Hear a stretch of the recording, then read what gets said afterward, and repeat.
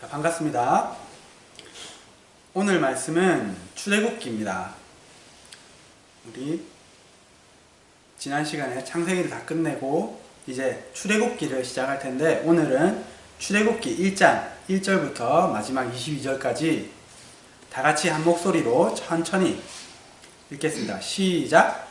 야곱과 함께 각각 자기 가족을 데리고 애굽에 이른 이스라엘 아들들의 이름은 이러하니 르우벤과 시므온과 레위와 유다와 이사갈과 스불론과 베냐민과 단과 납달리와 갓과 아셀이요. 야곱의 허리에서 나온 사람이 모두 70이요. 요셉은 애굽에 있었더라. 요셉과 그의 모든 형제와 그 시대의 사람은 다 죽었고, 이스라엘 자손은 생육하고 불어나 번성하고 매우 강하여 온 땅에 가득하게 되었더라. 요셉을 알지 못하는 새 왕이 일어나 애국을 다스리다니, 그가 그 백성에게 이르되 이 백성 이스라엘 자손이 우리보다 많고 강하도다. 자, 우리가 그들에게 대하여 지혜롭게 하자. 두렵건대 그들이 더 많게 되면 전쟁이 일어날 때에 우리 대적과 합하여 우리와 싸우고 이 땅에서 나갈까 하노라. 감독자들 그들을 세우고 그들에게 무거운 짐을 지워 괴롭게 하여 그들에게 바로를 위하여 국고성 비돔과 리암셋을 건축하게 하니라. 그러나 학대를 받을수록 더욱 번성하여 퍼져나가니 애굽 사람이 이스라엘 자손으로 말미암아 근심하여 이스라엘 자손에게 일을 엄하게 시켜 어려운 노동으로 그들의 생활을 괴롭게 하되 곧 흙 이기기와 벽돌 굽기와 농사의 여러 가지 일이라. 그 시키는 일이 모두 엄하였더라. 애굽 왕이 히브리 산파 시프라라 하는 사람과 부하라 하는 사람에게 말하여 이르되 너희는 히브리 여인을 위하여 해산을 도울 때에 그 자리를 살펴서 아들이거든 그를 죽이고 딸이거든 살려두라. 그러나 산파들이 하나님을 두려워하여 애굽 왕의 명령을 어기고 남자아이들을 살린지라. 애굽 왕이 산파를 불러 그들에게 이르되 너희가 어찌하여 이같이 남자아이들을 살렸느냐. 산파가 바로에게 대답하여 히브리 여인은 애굽 여인과 같이 아니하고 건장하여 산파가 그들에게 이르기 전에 해산하였더이다 하매, 하나님이 그 산파들에게 은혜를 베푸시니 그 백성은 번성하고 매우 강해지니라. 그 산파들은 하나님을 경외하였으므로 하나님이 그들의 시간을 흥왕하게 하십니다. 그러므로 바로가 그의 모든 백성에게 명령하여 이르되 아들이 태어나거든 너희는 그를 나일강에 던지고 딸이거든 살려두라 하였더라. 아멘.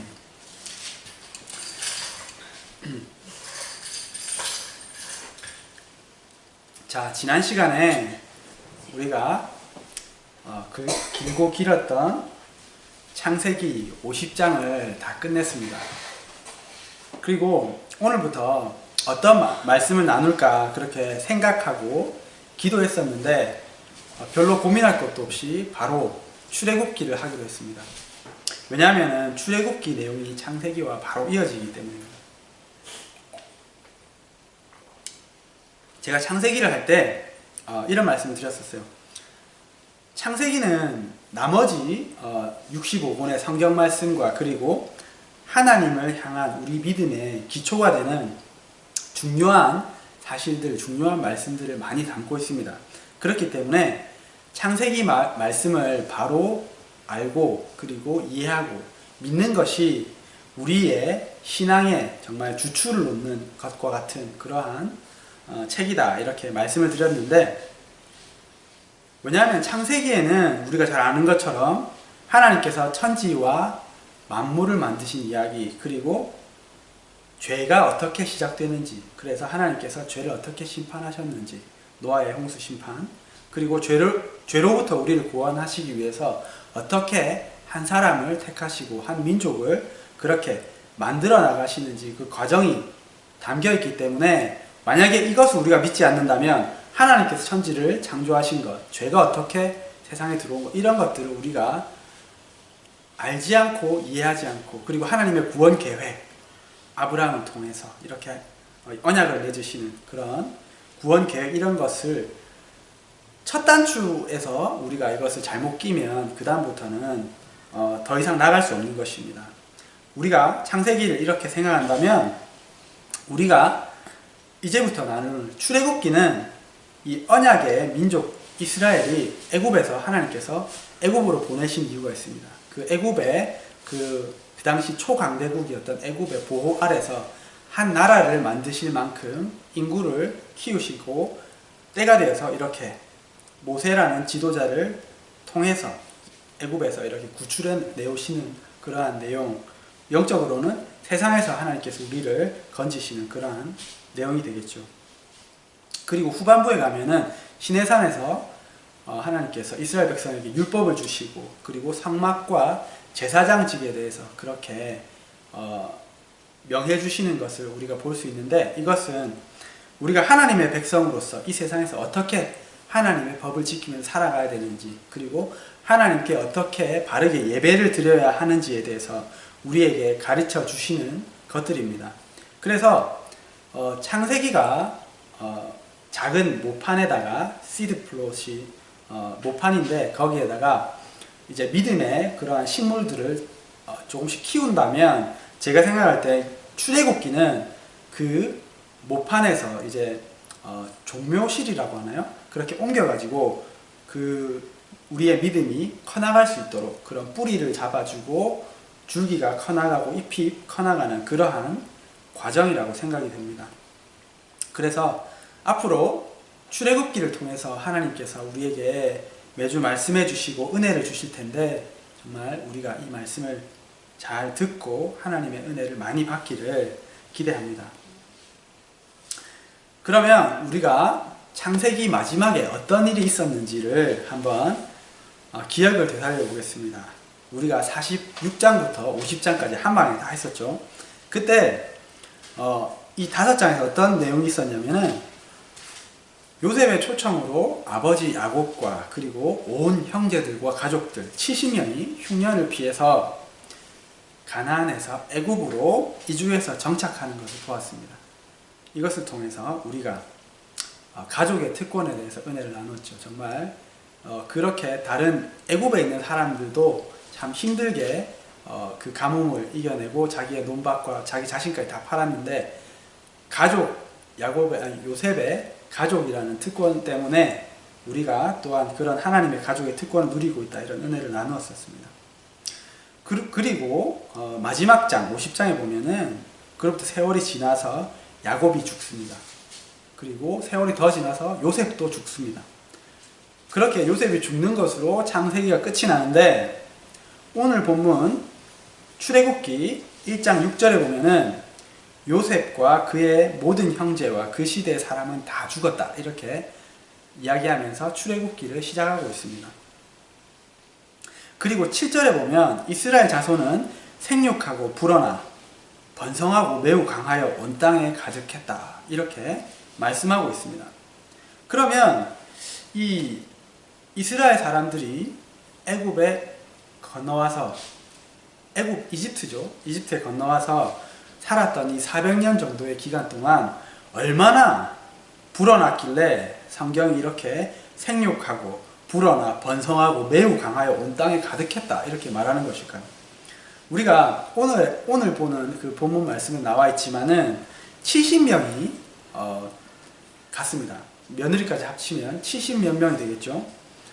70몇 명이 그렇게 애굽 땅에 들어갔는데, 이 기간 동안, 이 400년의 기간 동안 얼마나 불어났냐면 한 200만 명 정도가 되었다고 우리가 추측을 합니다. 왜냐하면은 출애굽할 당시에 이스라엘은 그 당시에 이제 남자 장정, 아이들과 노인은 빼고 장정들만 계수를 했는데 60만이었거든요. 그러면 아이들과 노인들과 여자까지 다 합치면 200만은 좋게 넘었다, 그렇게 생각됩니다. 그래서 70명의 이 부족, 국가가 아니죠, 그냥 부족이었던 한 집안을 하나님께서 200만이 넘는 그러한 거대한 나라로 성장시키신 겁니다. 200만이면 그 당시에는 굉장히 큰 국가가 될 수 있었겠죠. 지금도 이제 우리가 살고 있는 이 브리즈번이라는 도시, 한국에서는 한 대전이 한 200만 되나요? 한 그 정도 사람이 인구로 번성했다고 볼 수 있습니다. 여기까지는 참 좋았는데 8절에 보면은 슬슬 어둠이 드리우기 시작합니다. 8절에 요셉을 알지 못하는 새 왕이 일어나서 애굽을 다스리기 시작했다 이렇게 얘기하는데, 이때부터 이스라엘 백성들의 고난이 시작됩니다. 이 새 왕은 이스라엘 백성들이 애굽에서 자신들보다 더 번성하는 것이 두려웠습니다. 그래서 그 왕은 이스라엘 사람들이 더 이상 번성하지 못하도록 막기 위해서 꾀를 냈는데, 그것이 큰 건설 프로젝트를 만들어서 도시를 세우는데 이 인력들을 다 투입해서 이 사람들이 정말 지치고 찌들 대로 찌들게 만드는 것입니다. 그래서 이 강제 노역으로 사람들을 이렇게 이스라엘 사람들 노예로 삼아서 강제 노역을 시키는 것이 이 왕의 방법이었습니다. 요셉의 보호 아래서 그렇게 잘 먹고 잘 살고 많이 늘어났던 이 이스라엘 사람들이 하루아침에 이 노예 신세가 된 것입니다. 그러면은 요셉이 형제들이 죽고 창세기의 마지막 시대부터 오늘 본문에 이 새 왕이 일어나는 이 시기가 한 300년 정도 되거든요. 이 기간에 대해서 성경은 기록하고 있지 않는데, 역사적으로 이 기간 동안 어떤 일들이 일어났었는지 창세기와 출애굽기 사이에 그런 기간이 되겠죠. 이 300년 동안 어떤 일이 일어났었는지 잠시 역사 공부를 해보겠습니다. BC 2000년쯤에 애굽은 BC 2000년이라면 Before Christ, 주전 2000년이기 때문에 지금부터 한 4000년 전이 되겠죠. 이때는 애굽은 강력한 왕권 아래서, 강력한 왕조 밑에서 최전성기를 이루고 있었습니다. 이때가 언제쯤이냐면 이스라엘에서는 아브라함이 이제 처음 하나님의 부르심을 받아서 가나안으로 갈 때, 그리고 그곳에서 정착해 살아갈 때, 그때쯤이었습니다. 그리고 애굽은 이 전성기의 기간을 얼마간 몇백 년간 유지했습니다. 그런데 요셉이 애굽의 총리가 된 시기도 이 애굽이 초강대국일 때, 그때 애굽의 총리가 되었습니다. BC 1900년 정도에 되었다고 봅니다. 그러다가 애굽의 세력이 점점 약해지기 시작하는데, 이때 이방에서 들어온 힉소스라는 그러한 집안이 애굽에서 점점 세력을 넓혀가기 시작했습니다. 그러다가 마침내 1700년, BC 1730년 정도가 됐을 때 자신이 살고 있던, 이스라엘에 살고 있었던 그 지방이랑 비슷한 지역입니다. 그 나일 삼각주 그 지역에서 분리 독립을 이뤄냈습니다. 이 힉소스라는 사람이. 그런데 이 세력이 점점 커지고, 반면에 애굽 왕의 세력은 점점 축소돼서 마침내 BC 1700년 경에는 어떤 일이 일어났냐면, 이 힉소스 왕조가 애굽을 통째로 먹어버리는 그러한 일이 생긴 겁니다. 그래서 정말 애굽으로서는, 초강대국 이집트로서는 완전 굴욕이죠.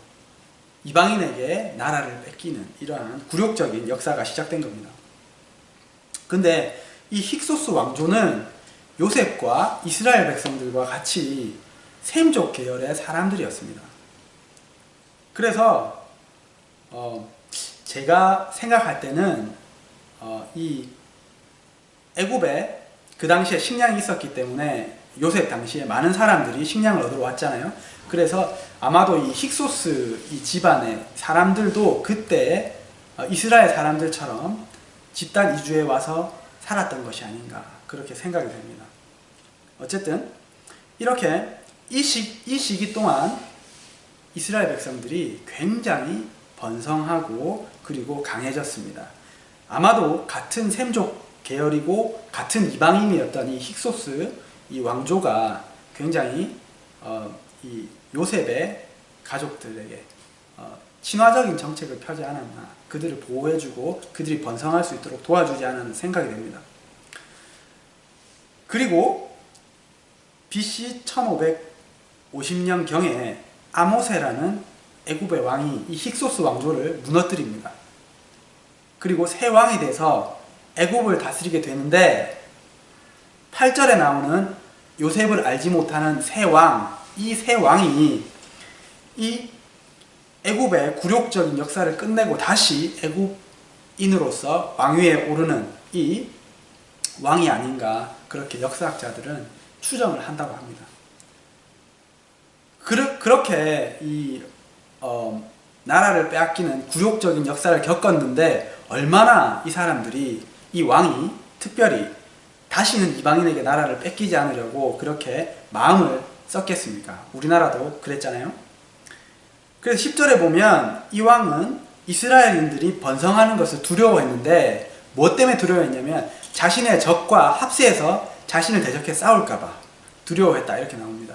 아마도 이 거대해진 이 이스라엘이 이 힉소스 왕조와 다시 합세해서 자신을 무너뜨리지 않을까, 이렇게 굉장히 염려를 했었던 것 같습니다. 어쨌든 이러한 배경 하에서 이스라엘 사람들은 애굽인들의 노예가 되어서 강제 노역을 하게 되었습니다. 그런데 재미있는 것은 12절 말씀을 보면 이스라엘 사람들이 학대를 받을수록 더욱 번성해 나갔다. 그래서 애굽 사람들의 근심이 되었다, 이렇게 말씀하고 있습니다. 그래서 애굽 사람들은 이스라엘 사람들에게 더 힘들고 더 어려운 노동으로 이스라엘 사람들을 괴롭혔습니다. 이러한 이스라엘을 보면서, 이 애굽 사람들 밑에서 억압받는 이스라엘을 보면서 영적인 이스라엘인 우리들의 모습이 참 이 모습과 비슷하다고 생각이 되었습니다. 우리는 예수님께서 우리에게 말씀하시기를 예수님의 이름 때문에, 너희가 내 이름 때문에 모든 사람들에게 미움을 받고 핍박을 받을 것이다, 그렇게 말씀하셨습니다. 그리고 베드로전서 4장 12절 13절 말씀은 이렇게 말씀합니다. 너희를 시련하라고 오는 불시험을 이상한 일 당하는 것 같이 여기지 말고 오직 너희가 그리스도 고난에 참여하는 것으로 즐거워하라. 이는 그의 영광을 나타내실 때에 너희로 즐거워하고 기뻐하게 하려 함이라. 이렇게 말씀하고 있습니다. 우리는 사탄이 다스리는 어둠의 세계에 살고 있는 하나님의 빛의 자녀들입니다. 그렇기 때문에 이 세상을 다스리는 이 사탄이, 그리고 이 사탄에 속한 이 세상 사람들이 우리가 얼마나 믿겠습니까? 아마 그들은 자신들이 왜 우리를 미워하는지도 모르게 우리를 미워합니다. 그렇지만은 그 이면에는 그러한 영적인 배경이 있는 것이죠. 우리가 이렇게 사단의 지배를 받고 있는 이 세상에서 박해를 받고 있는 것이 예수님의 말씀처럼 당연합니다. 그리고 오늘 본문의 말씀을 통해서 왜 그들이 우리를 미워하고 핍박하고 하는지를 힌트를 주는 것 같은데, 그 이유는 우리를 그 세상 사람들이 두려워하기 때문입니다. 이 애굽 사람들이, 이스라엘 사람들이 번성하는 것을 두려워했던 것처럼 이 자신들이 다스리고 있는 어둠의 세상을 하나님의 빛의 자녀들이 빛의 나라로 이렇게 번성해 나가는 것을 두려워하기 때문입니다. 그렇기 때문에 우리는 사단과 세상 사람들이 우리를 공격할 때 절망하거나 쓰러질 것이 아니라 이 말씀처럼 그리스도의 고난에 참여하는 것으로 알고 즐거워하고 기뻐해야 될 것입니다. 그런데 우리가 이것을 머리로는 잘 알지만은 현실을 살아가다 보면 그렇게 세상 속에서 이렇게 핍박을 우리가 지속적으로 맞닥뜨리다 보면 우리가 좌절하고 쓰러지게 됩니다. 그것이 우리 사람의 약한 본성이기 때문입니다. 우리가 이러한 시련과 핍박이 올 때에, 정말 괴로울 때 주님의 얼굴 보라 이렇게 찬양했던 것처럼 이 하나님의 말씀에 이렇게 위로를 얻고 성령 충만해서 다시 일어서는 저와 여러분이 되시기를 축복드립니다. 왜냐하면은 본문 12절의 말씀처럼 우리 크리스찬들은, 하나님의 사람들은, 영적 이스라엘들은, 육적 이스라엘도 마찬가지로 학대받을수록 더욱 번성하고 퍼져나가기 때문입니다. 저희 아내가 지금 신학교에서 공부를 하고 있는데, 저희 아내를 가리키는 아주 훌륭한 제 은사 목사님이기도 제 스승님이기도 하셨는데, 이안 멜리스라는 목사님이 계십니다. 그분이 중국에서 태어났습니다. 왜냐하면 그분의 부모님이 중국 선교사님이셨거든요. 근데 중국에서 공산당이 집권하고 문화혁명이 일어나면서 그 모든 종교를 다 억압하고 모든 선교사들을 다 추방했습니다. 그때 이 이안 멜리스 목사님 가족도 같이 추방당해서 호주로 돌아오시게 됐거든요. 근데 그 당시에 중국의 크리스찬이 얼마나 되었냐면 한 10만 명 정도가 되었다고 그렇게 들은 것 같습니다. 근데 그렇게 핍박과 억압 속에서 그 10만 명 정도 되는 크리스찬들이 정말 지금도 공산주의 아래 있잖아요. 지금도 공식적으로는 제3자 교회라고 해서 정부가 인정한 교회가 있습니다. 그렇지만 진짜 교회들은 다 지하교회고 가정교회고 그렇습니다. 그러면 그때로부터 한 50년, 60년 정도가 지났는데, 이 기간 동안 핍박 속에서 이 중국의 크리스찬들이 얼마나 성장했는지 아십니까? 10만 명에서 지금은 1억 명이 넘는다고 봅니다. 1000배 정도가 더 증가한 셈이죠. 이 이스라엘 백성들이 그렇게 핍박을 받았는데, 핍박 속에서 더 번성한 것처럼 중국의 크리스찬들도, 그리고 세계 각지의 크리스찬들도 핍박 속에서 더 번성하는 것입니다. 초기의 크리스찬들이 얼마나 박해를 받았습니까? 로마의 그 박해 아래서 사자밥이 되고 화형을 당하고. 그렇지만은 그럴 때에 참 신기하고 재밌는 것은, 하나님의 은혜인 것은 우리가 더 번성한다는 것입니다. 그 이유는 하나님께서 우리를 사랑하시고 보호하시고, 그리고 그 핍박 가운데서 하나님의 백성들이 부르짖는 것을 하나님이 등한시하지 않기 때문입니다. 그렇기 때문에 내가 있는 곳에 예수님의 이름 때문에, 혹은 내가 크리스찬이라는 이유 때문에 알게 모르게 억울하게 핍박을 받을 때, 우리도 정말 이 핍박 가운데 하나님께 부르짖고 외쳐야 될 것입니다. 주님 도와주십시오. 이곳을 주님 도와주십시오. 이곳을 복음화 시켜주시고 주님의 나라로 확장시켜 주십시오. 그렇게 할 때 하나님께서 역사하셔서 그곳에서도, 나를 핍박하는 그곳에 하나님의 나라가 확장될 것입니다. 더 번성하고 퍼져나가고 강력해질 것입니다. 제가 요즘에 정말 이 말씀과 같이, 이 말씀의 이스라엘 백성들과 같이 세상으로부터 받는 그러한 고난 때문에, 물론 제가 그리스도인이기 때문에, 그리고 또 물론 제가 잘못해서 그런 것도 있겠죠. 이렇게 고난을 받고 핍박을 받는 것 때문에 참 어려운 시기를 보내고 있었습니다. 그런데 어제 이 본문 말씀을 보게 되었습니다. 그리고 이 본문 말씀을 보면서 잠이 들었어요. 잠이 들었는데, 제가 자는 중에 그러한 마음이 제 안에 들어왔습니다. 어떤 마음이었냐면, 세상 사람들이 세상이 나를 찌를 때, 내가 만약에 나로 가득 차다면 내 안에 있는 그러한 악독과 그리고 분노와 그런 것이 나오게 될 거라는 것입니다.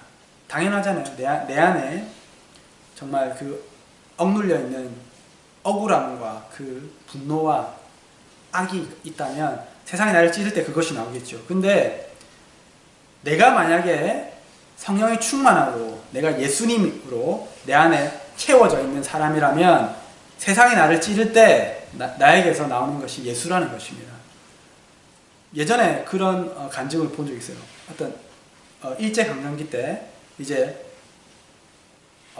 신사참배를 하라고 기독교 종교를 버리고 하나님을 버리고 신사참배를 하라고. 그 목사님을 최권능 목사님이었나? 하여튼 고문하려고 찌르는데 그분은 입에서 악! 이런 소리가 아니라 예수만 얘기하는 거예요. 정말 그분의 예처럼 세상이 나를 찌를 때 나에게서 예수가 나오는 겁니다. 그리고 예수의 향기가 풍겨나오고 어떤 꽃이죠? 그렇게 꽃을 짓이기면 짓이기수록 그 향기가 더 짙어지는 그 꽃처럼 정말 우리가 짓밟히고 세상이 우리를 찌를 때 내가 나로 충만한 것이 아니라 하나님으로 충만할 때, 예수님으로, 주님의 영으로 충만할 때 내가 아니라 주님의 영이 나로부터 뿜어져 나오는 것입니다.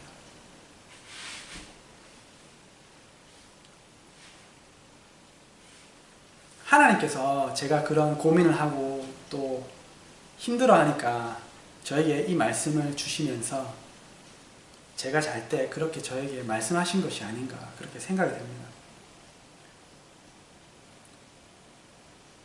하나님의 빛의 자녀인 저와 여러분, 예수님께서 말씀하신 대로 세상이 마지막으로 가면 갈수록 우리는 그 핍박을 더 심하게 받는다고 예수님께서 말씀하셨습니다.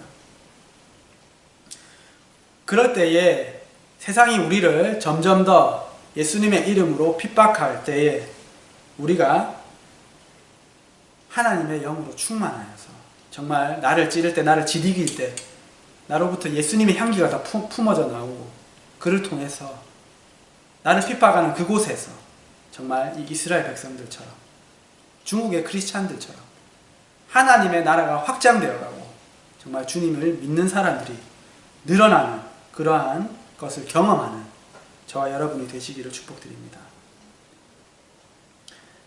이 애굽 왕은 이스라엘 백성들이 이 고된 노동에도 불구하고 더 번성해 나가자 이제는 좀 더 직접적인 방법으로 이스라엘이 인구가 늘어나는 것을 방지하려고 꾀를 내었습니다. 그것은 히브리 산파 십브라와 부하를 불러서 이스라엘 여인들이 해산할 때 아들이면 죽이고 딸이면 살려두라 이렇게 명령을 한 것입니다. 그렇지만 이 두 산파들은 17절에 하나님을 두려워하여서 애굽왕의 명령을 어기고 남자아이들을 살렸다 이렇게 기록합니다. 이 두 산파는 자신들 앞에 있는 자신을 바로 지금 죽일 수도 있는 그 세상의 왕인 바로보다 하나님을 더 두려워한 것입니다.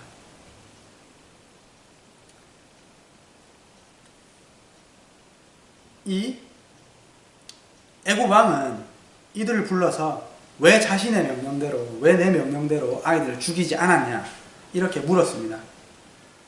이 산파들이 왕에게 대답하기를 히브리 여인은 애굽 여인들과 달리 건장해서 아이를 낳을 때쯤 되어서 가보면 이미 낳고 다 끝나 있습니다. 이렇게 대답을 하는 거예요. 본문 말씀은 이 두 산파가 이렇게 하나님을 경외해서 하나님이 이 두 산파에게 은혜를 베푸시고 축복하셔서 그 집안이 흥왕하였더라 이렇게 말씀하고 있습니다.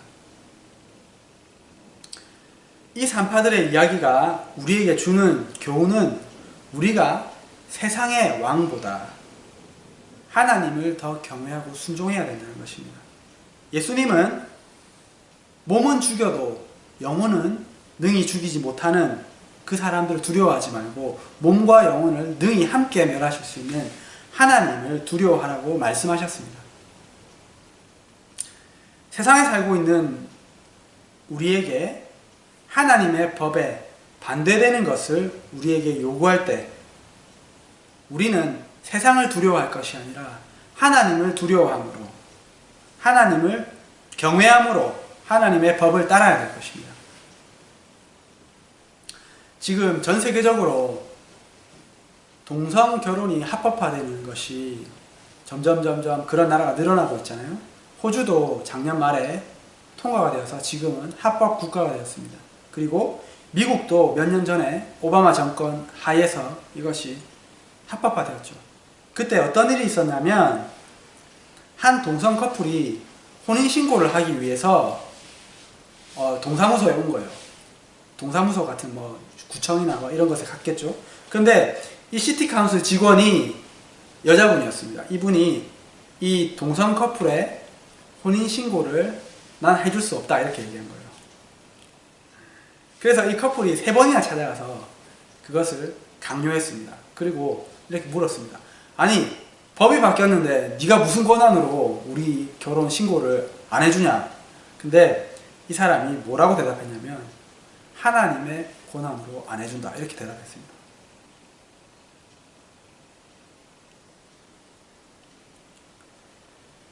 그래서 결국 이 직원은 법정 모욕죄로 체포되었고, 그리고 동성 커플의 혼인신고서를 발급하기로 마음이 바뀔 때까지 이 감옥에 감금한다 이렇게 법원이 결정을 내렸습니다. 지금은 그분이 어떻게 되셨는지 잘 모르겠습니다. 사도 바울이 이렇게 말씀했습니다. 위에 있는 권세들에게 복종하라. 모든 권세는 하나님께로부터 난다.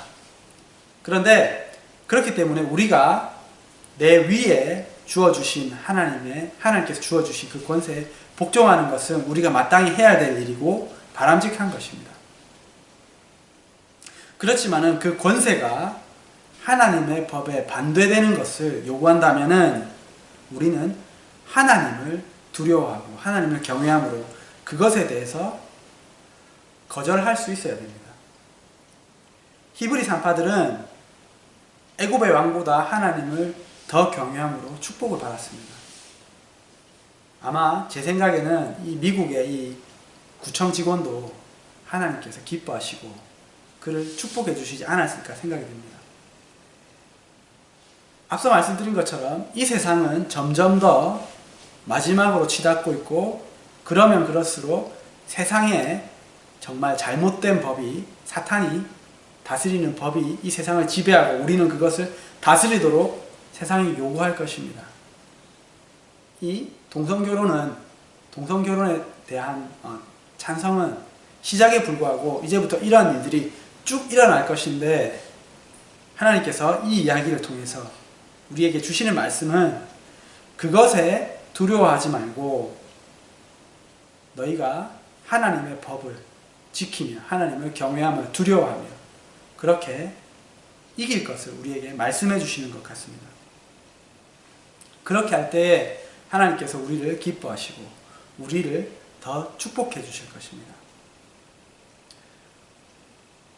우리가 기도함으로 말씀을 마칠 텐데, 먼저 기도할 것은 하나님께서 이 세상에서 예수님의 이름으로 우리가 핍박을 받을 때 그리스도의 고난에 동참함을 기쁨으로 여기고 이기게 해주십시오. 그렇게 기도했으면 좋겠습니다. 그런데 이렇게 할 수 있는 힘은 나로부터는 절대 나오지가 않습니다. 내 안에 내가 아니라 성령으로 충만해서 정말 이 세상이 나를 짓누르고 찌를 때에 내가 아니라 주님의 사랑과 주님의 영이, 예수님이 뿜어져 나옴으로 인해서 정말 하나님의, 내가 핍박받는 그 자리에서 하나님의 영역이 넓어지기를 그렇게 기도하시고, 두 번째로는 정말 하나님의 법에 반대되는 이 정부가 서고 우리를 핍박할 때에, 우리에게 하나님의 법에 반대되는 것을 강요할 때에 우리가 그것을 거부하고 하나님을 경외함으로 하나님의 법을 지켜나갈 수 있는 그러한 믿음과 힘을 달라고 우리 기도 드리심으로 말씀을 마치겠습니다.